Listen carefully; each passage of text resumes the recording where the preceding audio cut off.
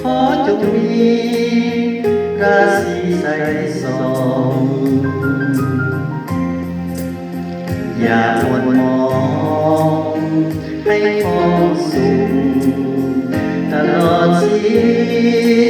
ตอันโลกาโอยไทยอย่าได้มีจงสุขีสุขีสมปรารถนา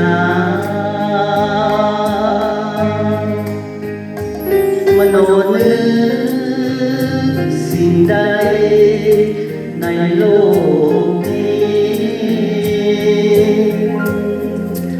จงได้มีสมพรที่บนฟ้าเกียรติยศชื่อเสียงของโลกาเนื้ออำนาจวาสนาไหลมาโกอันเกิดวันนี้เป็นวันดีอามุตโสอย่ามีทุกข์และมีสุขเศร้าหม่นหมอง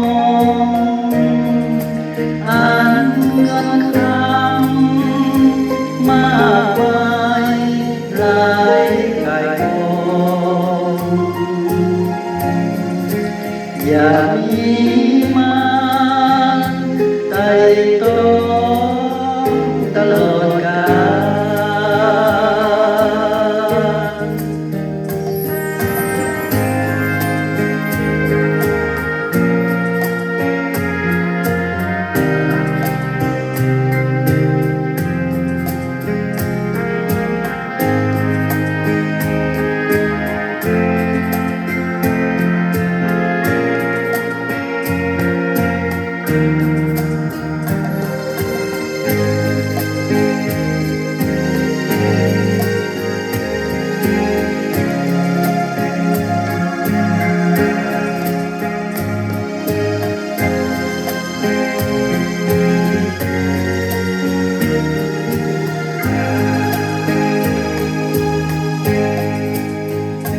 ลมโนนึ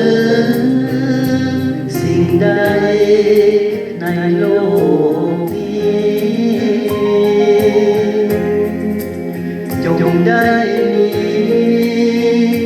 สมพรที่บนฟ้าเกียรติยศชื่อเสียงของโลกา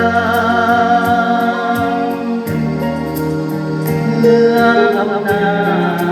จวาสนาไหลมาโก